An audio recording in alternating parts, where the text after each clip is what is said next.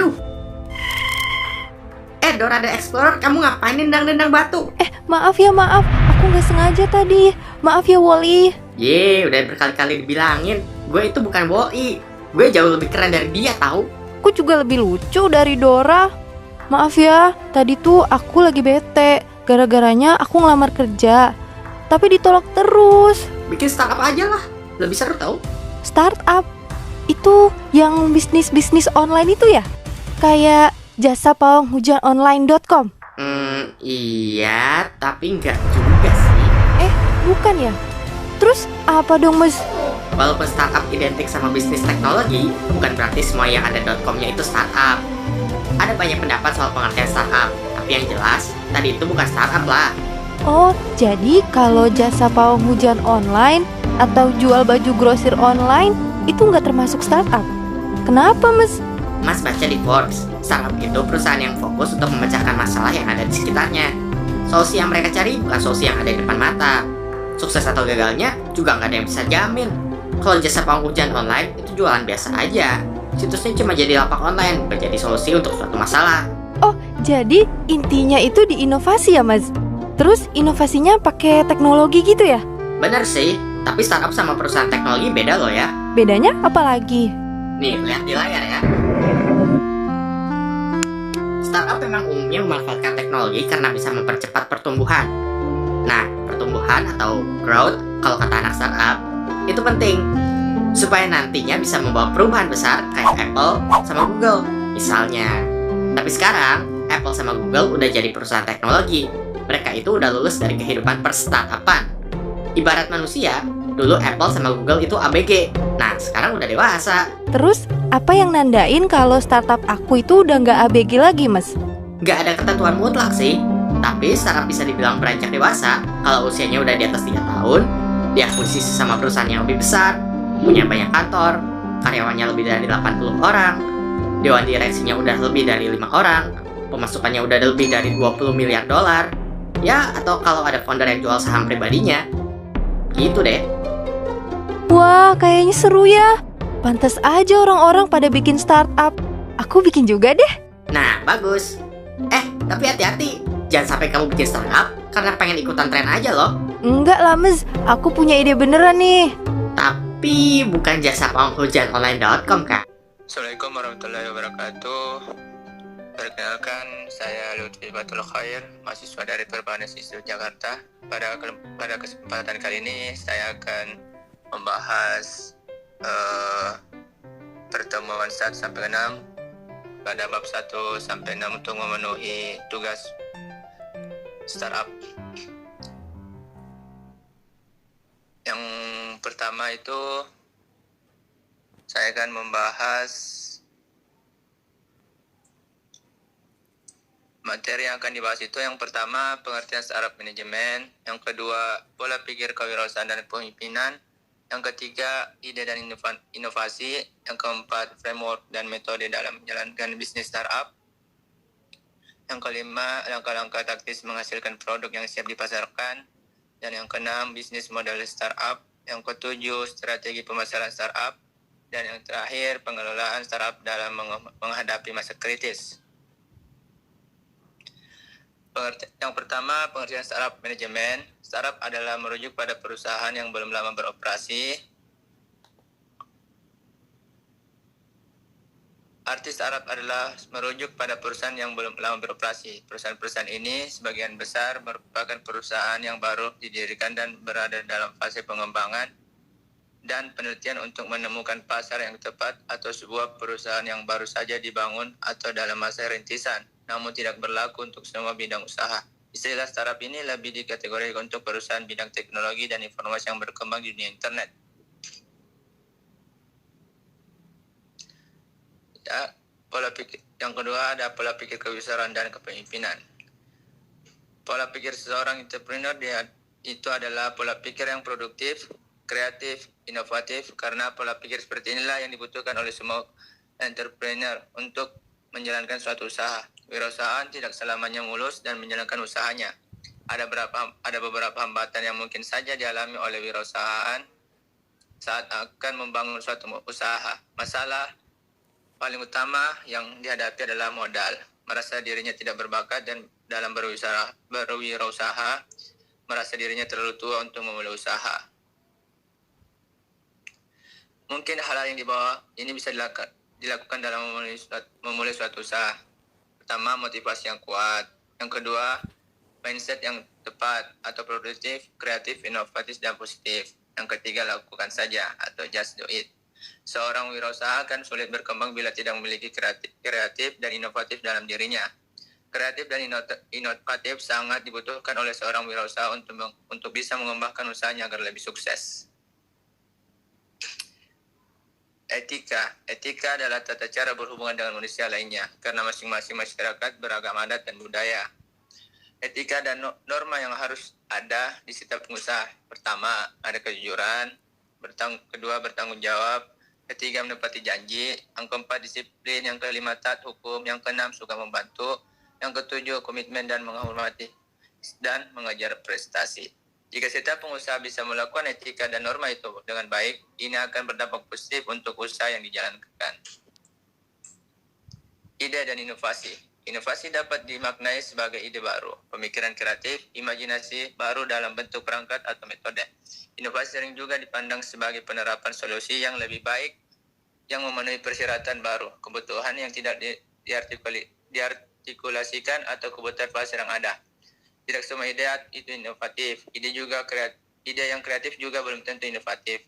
Meskipun tampaknya cukup kreatif dalam bisnis, ide kreatif berhenti menjadi inovasi jika orang lain berhenti menggunakan komersialisasi dari ide tersebut, misalnya dalam bentuk produk. Inovasi menyatukan banyak utas untuk konsumen kualitas, kegunaan, kesejukan, tampilan rasa, harga, dan peningkatan kehidupan. Walaupun ide mungkin unik dan bahkan dikagumi, itu mungkin tidak memikat orang lain dengan cara yang cukup besar untuk mengubah pasar, atau mungkin tidak menawarkan manfaat yang menggeser pasar. Framework dan metode dalam menjalankan bisnis startup. Framework adalah serangka kerja yang digunakan untuk mengembangkan aplikasi berbasis desktop atau aplikasi berbasis website. Framework sengaja diciptakan untuk membantu developer mengembangkan aplikasi lebih cepat serta tersusun dan terstruktur. Dengan menggunakan framework, Anda akan lebih mudah untuk membuat aplikasi, karena Anda hanya perlu menyusun komponen-komponen pemrograman yang sudah jadi, sehingga developer dan programmer tidak perlu memerlukan coding program yang diulang-ulang. Metode bisnis startup. 1. Perencanaan yang optimal. 2. Mengikuti perubahan konsumen. Yang ketiga, mengedepankan pelayanan konsumen. Yang keempat, inovasi teknologi. Yang kelima, tim yang produktif dan kompeten. Yang keenam, bekerja sama dengan mitra yang tepat. Dan yang terakhir, berani mengambil risiko. Langkah-langkah taktis menghasilkan produk yang siap dipasarkan. Pertama, buat spesifikasi produk secara rinci. Yang kedua, tentukan berapa banyak pemasok yang Anda butuhkan. Yang ketiga, kembangkan request of proposal. Yang keempat, jalin kerjasama yang baik dengan pemasok. Yang kelima, tentukan saluran distribusi. Yang keenam, tentukan strategi pemasaran. Yang ketujuh, tentukan pasar yang tepat untuk produk Anda.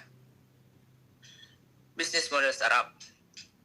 Pertama, ada freemium model. Model bisnis dijalankan dengan menawarkan produk jasa kita secara gratis kepada pelanggan, namun dengan limitasi fitur dan jumlah layanan.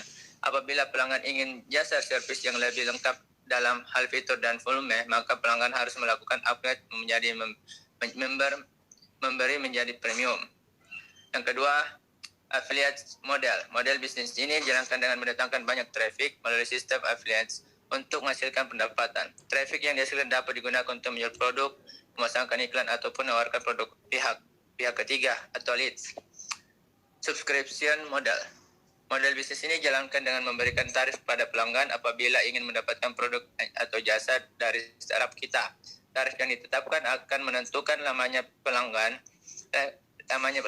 untuk mengakses layanan yang kita buat, pada umumnya bulanan atau tahunan. Virtual goods model. Model bisnis ini dijalankan dengan menawarkan produk virtual yang memiliki akses terbatas pada pelanggan yang telah membelinya. Pelanggan harus melakukan unlocking fitur dengan membayar harga produk virtual tersebut. Virtual goods akan menentukan status pelanggan yang memiliki produknya. Yang terakhir, advertising model. Model bisnis ini kita temukan pada banyak bisnis online. Website yang memiliki bisnis model ini akan bergantung pada pemasangan iklan untuk mendapatkan aliran dana.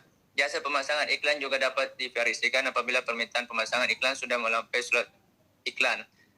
Dalam contoh kasus, tweet letter, para pemasangan iklan ini akan bersaing dalam lelang untuk mendapatkan harga yang paling bersaing untuk memasang iklan di website yang populer.